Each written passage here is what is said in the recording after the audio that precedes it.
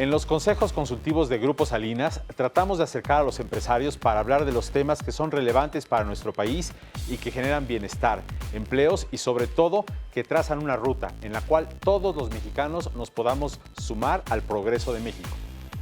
Puebla, Patrimonio de la Humanidad por la UNESCO, se destaca por su sólida oferta educativa, que se enfoca en proporcionar una educación práctica y orientada a las necesidades industriales locales.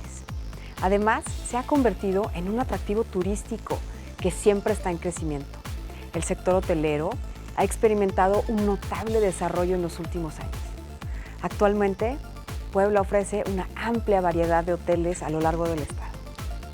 Hoy nos acompañan Ricardo Obert Martínez, de Grupo Mardupol, y Mauricio García Acevedo, de Grupo AMGA y ex rector de ISU Universidad, para profundizar en esos temas y explorar el impacto del desarrollo industrial, turístico, educativo en la región.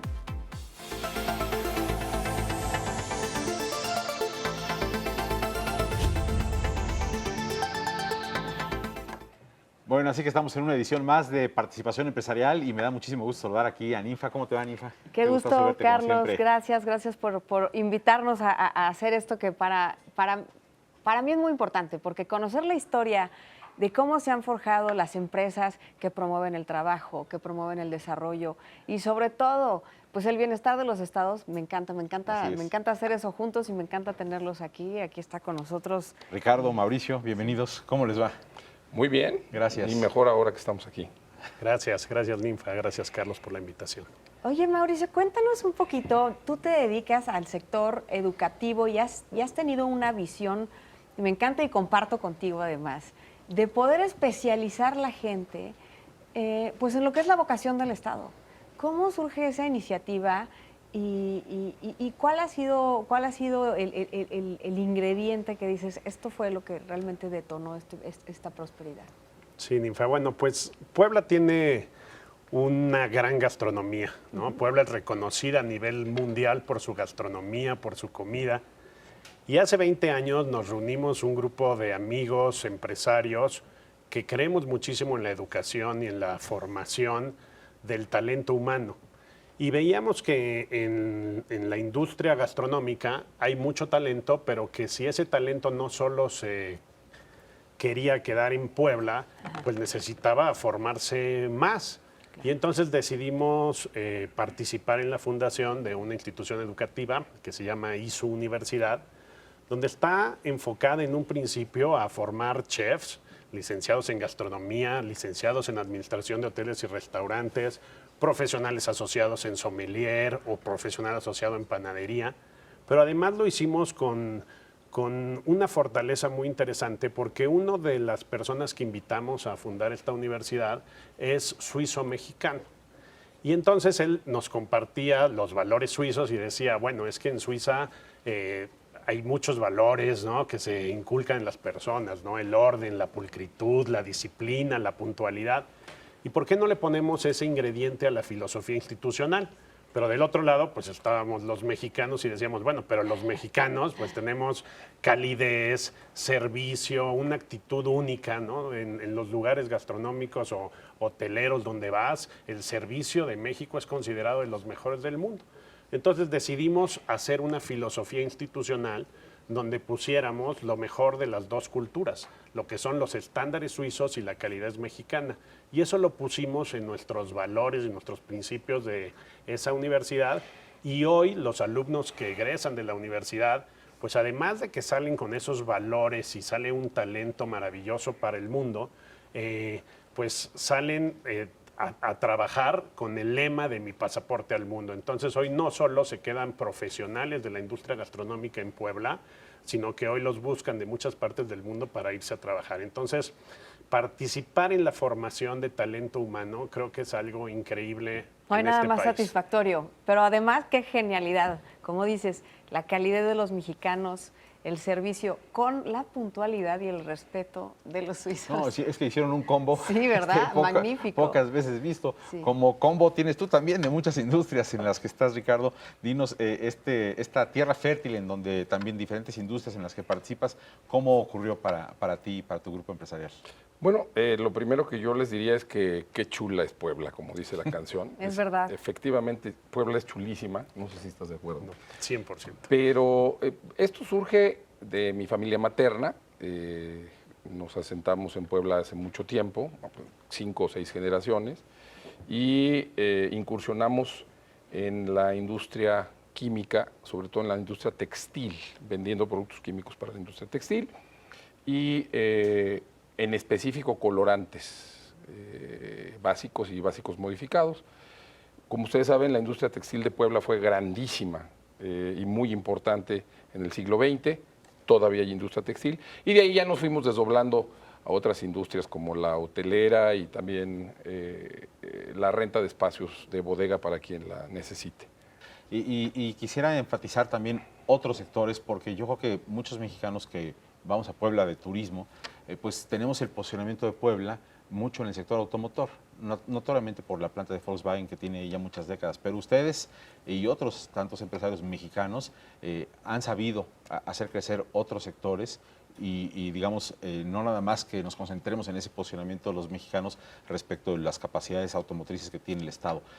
¿Cómo se logra esto? ¿Qué capacidades efectivamente tiene en talento, en recursos, en oportunidades, en muchos otros sectores que ustedes están aprovechando? Ahí son muchos datos, pero vamos a ver si lo podemos resumir. Puebla efectivamente tiene 2 grandes motores de la economía, que es la planta de Volkswagen, la planta de Audi en San José, Chiapa. Y evidentemente una industria automotriz requiere de muchos proveedores y entonces se instalan parques de proveedores. Y además, en el caso de San José, Chiapa, varias universidades importantes en nuestro país y de Puebla han puesto ahí facultades de ingeniería para que estudien. Y esto también detona en la propia población que está alrededor esa aspiración a querer estar en la universidad, porque les queda ahí cerquita, no tienen que ir hasta la ciudad de Puebla. Y luego todos los que se dedican a hacer vestiduras, llantas, tableros de control, se va expandiendo y necesitan también de otras capacidades como hablar idiomas, como conocer de finanzas. Entonces, esta creación de capacidades se va amalgamando y naturalmente estas jóvenes y jóvenes detonan estas capacidades en sí mismos y luego se convierte en un círculo virtuoso porque, como el agua, se va trasminando. Y bueno, evidentemente pues mucha gente necesita dónde guardar y dónde fabricar y dónde producir y ahí nacen los espacios de las bodegas. ¿Y qué haces en las bodegas? Pues pones paneles solares para aprovechar la energía, ¿verdad? Porque es un área que está muerta. Y de repente hay también gente que pone de estos ventiladorcitos eólicos pequeños, no los grandotes, pero los chiquitos que también generan energía y ayudan a sacar el agua o transportar el agua porque tienen conectadas bombas. No, es indescriptible. Y bueno, Puebla tiene creo que 229 universidades. Hay una oferta de educación impresionante. Claro. Oye, y justo Mauricio hablaba de una cosa, Ricardo, muy bonita, de cómo cuando la educación se vuelve algo aspiracional, permea como el agua. Pero esa permeabilidad solo se da cuando hay las alianzas correctas. Me imagino que tú has sido alguien que ha pensado mucho en esas alianzas. ¿Cuáles son? ¿Cómo has unido fuerzas al respecto en ese sentido? Sí, bueno, a ver, definitivamente una ciudad con talento humano que egresa de las universidades es súper valiosa para atraer la inversión. Lo primero que te pregunta una empresa internacional que se viene a instalar, caso Audi, es qué talento humano hay en la ciudad o en el estado, ¿no? Tal es el caso de lo que comentabas en que en San José, Chiapas, se instalaron institutos tecnológicos para formar ingenieros y personas adecuadas a la industria automotriz. Sin embargo, hoy por hoy se habla muchísimo de la transformación que tiene que sufrir la educación. Es una transformación que tiene que hacerse vinculada a las empresas. O sea, las universidades no pueden estar solas formando a los alumnos y olvidándose de que tienen que estar perfectamente vinculados al sector empresarial. Oye, Ricardo, y cuéntame, ¿cómo Puebla se mantiene como este destino turístico tan atractivo a pesar de la falta de promoción que antes pues solían tener, ¿no? Específicamente con el tema de ProMéxico? ¿Se han organizado ustedes los empresarios o cómo es que se da de boca en boca o qué sucede con esta promoción? Yo diría, Ninfa, que es una combinación. Sí, es muy de boca en boca.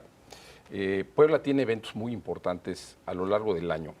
¿Tú presides uno de ellos? El Festival de las Ideas, que es un tanque de pensamiento, por llamarlo de alguna manera, pero también es pues una capital, por ejemplo, de la Expo Transporte. Y en la Expo Transporte pues, vienen todos los fabricantes de camiones grandotes, trailers, en fin, y durante algunos días ocupan muchos hoteles, muchas sedes, hacen exposiciones, hacen comidas, y pues evidentemente ahí están promocionando el estado sin querer. Y mucha gente que va al Expo Transporte, que vienen de la agencia de camiones, por ejemplo, de Sonora o de Yucatán, pues de repente conocen el estado, prueban un molito, se echan 2 chalupitas y les cambia la vida. Yo creo que la comida poblana, como bien lo decías, es una de las más importantes de nuestro país, perdón por ahí para los demás. Puebla colinda con 7 estados de la República y uno de ellos es Oaxaca, que creo que es otra de las grandes comidas y gastronomías que tiene nuestro país, y también Yucatán. Pero la comida poblana es... Yo creo que si pones México igual a, se identifica con el mole, ¿no? Y las chalupas. Y otra cosa que es maravillosa es que Puebla tiene 10 pueblos mágicos, que luego mucha gente no lo sabe, pero lo va descubriendo. Puedes ir a la sierra a pasarte una noche viendo las estrellas, o puedes ir a ver a las luciérnagas, que es un espectáculo que se los recomiendo a todos, impresionante. Yo ya fui y es un espectáculo, puedo decir, de viva voz. Fui hace 2 años y verdaderamente me dejó asombrada. Vale la pena. Y si no quieres andar turisteando por el estado, nada más la ciudad de Puebla y sus alrededores te ofrece tirolesas, te puedes sentir en la mitad de África con un león y una jirafa, puedes ir a ver unas cañadas impresionantes, te pueden llevar a ver cultivos que se están haciendo en ciudades aledañas, puedes aprender de muchas cosas estando ahí y te entretienes. Y bueno, ¿qué decir del patrimonio cultural que tiene Puebla, ¿no? Puebla se fundó en 1531. Digamos que era un parangón de los que venían de Veracruz y paraban en Puebla para algunas cosas y luego terminaban ya en la Ciudad de México, y muchos se animaron y se quedaron. Entonces también, yo creo que Isabel nos va a hablar mucho de la historia de Puebla, pero el poblano tiene como esta calidez que en el turismo impacta mucho. Y ahora es turno de presentarles a Isabel Revuelta. Ella es historiadora, colaboradora aquí en ADN 40. Isabel nos tiene algunos datos históricos que podemos comentar también aquí en la mesa sobre Puebla. ¿Cómo te va, querida Isabel? Adelante.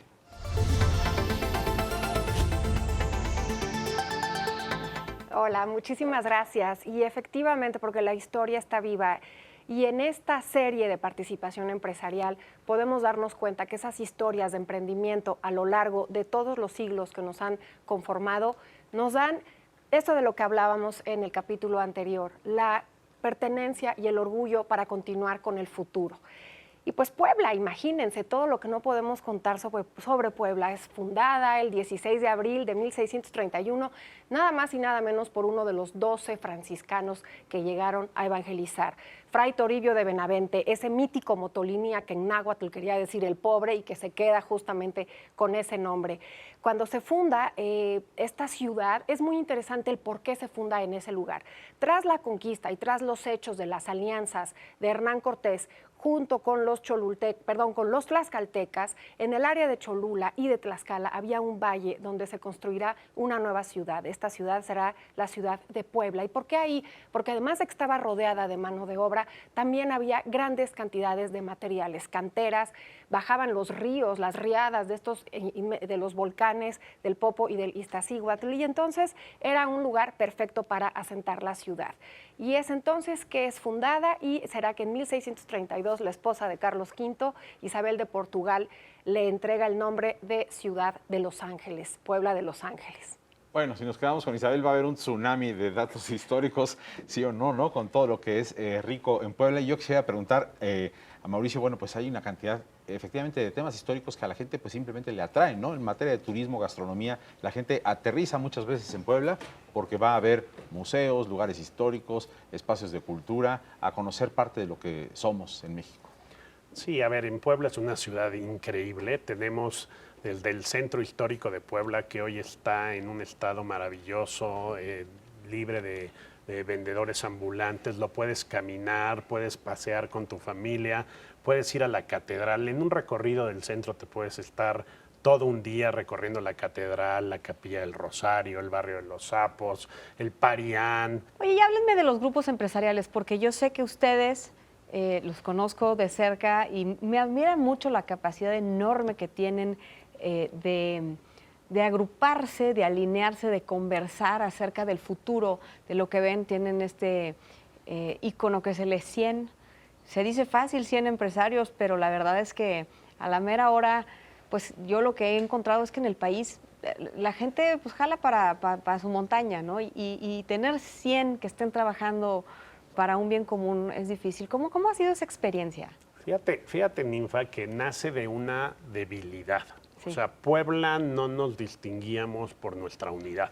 Sí. Y lo sabíamos. Los poblanos sabíamos que no éramos muy distinguidos por nuestra unidad. Sin embargo, un día un grupo de familias empresariales poblanas, más allá de las cámaras, que creemos que las cámaras tienen un valor muy importante en su función, pero decidimos un grupo de familias empresariales poblanas fundar este grupo, un grupo cuyo principal valor es la unidad de las familias empresariales, es decir, no formas parte como tu empresa, sino eres una familia empresarial que forma parte del E100. Déjenme ir de nueva cuenta del otro lado del estudio con nuestra compañera Isabel Revuelta, que nos tiene algunos otros datos históricos de Puebla. Isabel.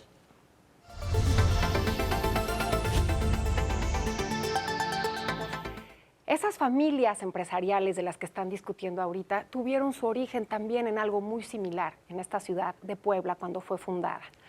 Llegaron de España grandes familias, no grandes digamos en números, sino en grandes por el emprendimiento que iban a realizar. Porque llegaron herreros, panaderos, llegaron los artesanos que sabían trabajar una de las losas más emblemáticas, que era la de la Talavera de la Reina, y se hará en Puebla, la Talavera de Puebla. Todos estos empresarios pequeños también se vieron rodeados por esta zona boscosa, por esta agua. Entonces no era más que una cuestión de éxito y lograron finalmente hacer un desarrollo económico en una sociedad de gremios, de familias que se dedicaban a estas actividades que hasta el día de hoy, después del virreinato, siguen estando muy vigentes. Pero me regreso a ese virreinato, a ese momento glorioso que tuvo la ciudad de Puebla y que la seguirá teniendo. Puebla estaba en el camino, como bien decías, Ricardo, estuvo en el camino de la Ciudad de México y del más importante puerto del virreinato, que fue Veracruz. Y es así como se convertirá en la depositaria, no nada más de la arquitectura y de la cultura, sino de esas grandes riquezas que venían también, les platico después, por ejemplo, de la Nao de China. Todo esto en la Puebla tan emblemática.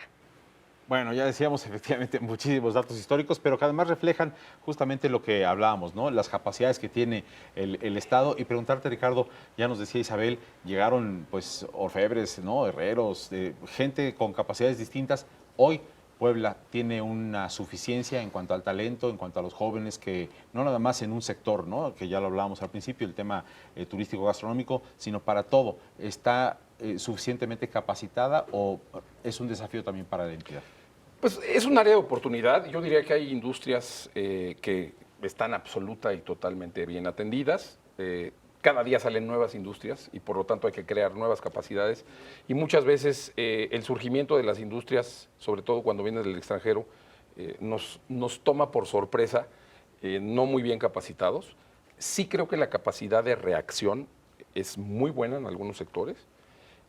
Y yo creo que desarrollar al ser humano en plenitud sí se está dando en muchas instituciones de Puebla. Yo te podría comentar que hay un programa musical espectacular que se llama Esperanza Azteca, y una niña, un niño, un joven que entra a estudiar música crea otro tipo de capacidades que ni siquiera se imagina que va a desarrollar. Y en este sentido, sí Puebla está empujando constantemente a su gente a perfeccionarse, a mejorarse. En muchas áreas de oportunidad, pero yo estoy convencido que en Puebla, quien quiera irse a Puebla hoy a estudiar, a vivir, a pasear un fin de semana, va a encontrar lo que quiera. Y no solo en la ciudad, sino en el estado, ¿eh? Oye, me quedo con lo que decías, Mauricio, y con lo que decía Isabel. Puebla es una ciudad que la fundaron familias, gremios que se fueron apoyando, y ahorita venías de un tema muy importante en donde dices, seguimos siendo familias en el E100, y me llama la atención y lo respeto y lo admiro, porque creo que algo de lo que le hace mucha falta a nuestro país es precisamente que nos integremos y que podamos tener voz de los temas ásperos, porque mencionaste unos bien difíciles, por ejemplo, seguridad, y decías, ¿cómo? Bueno, yo me pregunto, ¿cómo puede ser que un empresario piense que puede tener algo que ver en seguridad? Y la verdad, eso lo respeto mucho, y me gustaría que me platicaras cómo van involucrando estas generaciones, estas familias, a tener ese valor y ese coraje de hablar de esos temas difíciles en donde pareciera que no tenemos voz, pero sí, este programa se llama Participación, porque yo de veras creo que participar es lo más importante, y creo que eso es lo que representan ustedes. Sí, bueno, hablar de temas de seguridad en un estado es un tema complejo, ¿no? Y es un tema que además siempre hay que entender en dónde juega el papel el empresario, ¿no? En los temas de seguridad mucho tiene que dejársele al gobierno, porque es el gobierno la institución que tiene que velar por la seguridad. Sin embargo, en las cosas que trabajamos en conjunto del gobierno, por ejemplo, te puedo decir que hicimos un comité de vigilancia en carreteras para poder participar junto con el gobierno en temas de seguridad. Entonces, este comité de vigilancia en carreteras, a través del transporte que tienen los empresarios en la zona de Puebla, pues va comunicando los temas de inseguridad que puede haber. O sea, sí puede sumarse el empresariado a temas de coadyuvar en temas de seguridad o en estos temas, ¿no? Y el involucramiento de la familia es único e interesantísimo en el grupo. En un momento dado del grupo, en su historia, en su fundación, decíamos, oye, vamos a crear el grupo de jóvenes, o vamos a crear el grupo de señoras, o de las esposas de los empresarios. Pero al final del día decidimos que no había que separar, sino que había que unir.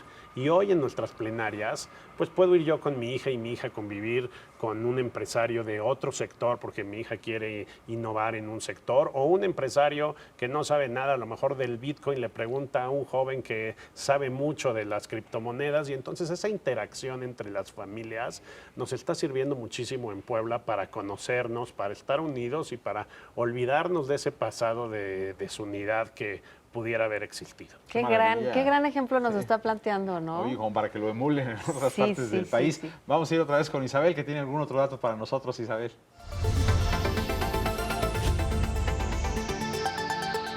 Bueno, y es que esta joya de Puebla, esta joya barroca que se consolida ya en los siguientes siglos del virreinato, va a encontrar lo que está en su emblema, ese escudo que también habla de dos ángeles, los ángeles cuidarán tu paso.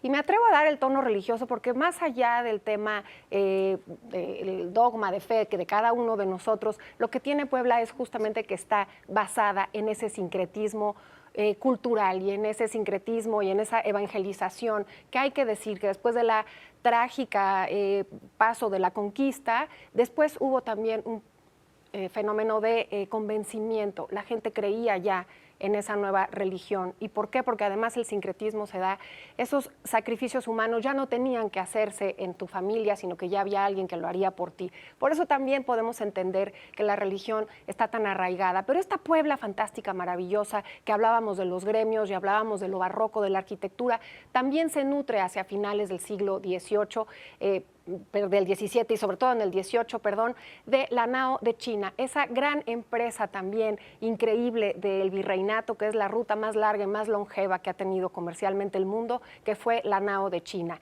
Entonces, imagínense que llegaban a Puebla también todos estos elementos, y por eso es tan rica, por eso tiene tanta gastronomía. Lo que somos, lo que creemos, lo que nos gusta y lo que comemos proviene también de esa lejana especiería, de esas Filipinas y de ese mundo globalizado que en Puebla encontró lo que ahora podemos llamar industria cultural.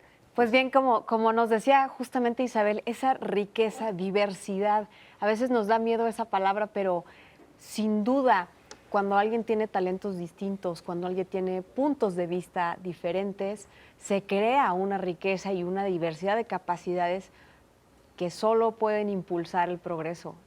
Y me gustaría concluir cada uno con su punto de vista de cómo va a ser el progreso en los próximos 15, 10 años. ¿Qué le hace falta a Puebla? ¿Cómo podemos contribuir el resto de los mexicanos? ¿O dónde están los retos para ustedes? Ricardo, a lo mejor.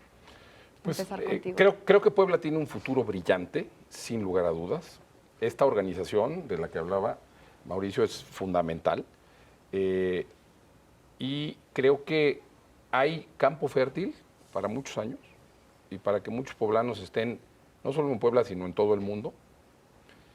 Yo veo, insisto, un futuro muy brillante con sus retos en seguridad, en educación, en participación, y también los que a veces el medio ambiente proporciona, ¿no? Los temblores, la ceniza del volcán, etcétera, etcétera, sí. Pero eso también nos hace más ingeniosos. Yo diría que Puebla tiene un futuro brillante. Mauricio. Pues mira, si Alemania en 1964 se fijó en Puebla para poner su primera planta de Volkswagen fuera de Alemania, que fue la primera planta que puso fuera de allá en otro lugar del mundo, pues es que los alemanes se fijaron en algo grandioso de Puebla por su ubicación, por su clima, por su gente, por su talento. Y bueno, posteriormente, hace unos años, Audi vuelve a fijarse en Puebla. Entonces yo le diría a la gente de México, hay que fijarse en Puebla, hay que fijarse en Puebla por su ubicación, para la inversión, hay que llevar inversión a Puebla. En Puebla los empresarios del E100 estamos abiertos a recibir a más empresarios que quieran hacer desarrollo económico en nuestra ciudad. Y bueno, pues bienvenidos todos a que pasen un fin de semana en Puebla, en nuestra gastronomía, en nuestros parques, como dices, en African Safari, en fin, en todos los lugares tan hermosos que tiene Puebla como su centro histórico. En fin, gracias. Pues hay magia ahí, ¿no? Totalmente, ya se nos antojó. A ver, vamos a hacer un siguiente programa en Puebla. Buenísimo. Carlos, creo que llama, pero sobre todo los felicito y de veras que me gustaría cerrar nada más diciendo que admiro mucho a la gente que tiene capacidad de diálogo, que tiene además capacidad de acción, porque luego a veces nos quedamos en el diálogo y no tenemos esa gestión necesaria después para dar seguimiento a los acuerdos, y eso realmente es algo distintivo y estoy segura que los va a seguir haciendo crecer. Todos estos proyectos magníficos a los que yo atiendo, por ejemplo, la Ciudad de las Ideas, por ejemplo, todo lo que ofrece la música, todo mi respeto, mi admiración y por supuesto decirles que en mí siempre tienen una aliada. Así es, pues yo creo que aquí estamos para trabajar en favor de México y en favor de Puebla, por supuesto. Gracias. Y qué chula es Puebla. Qué chula es Puebla. Sí, Muchas gracias. Comenzamos. Gracias de verdad. Bueno, vamos a despedirnos formalmente. Gracias a Isabel, que estuvo con nosotros dándonos todos estos datos históricos. Gracias a Ricardo, gracias a Mauricio, por supuesto, gracias Ninfa. Y bueno, pues no se pierda el próximo programa de Participación Empresarial, este programa que le da voz a los empresarios de México. Aquí nos vemos en ADN 40.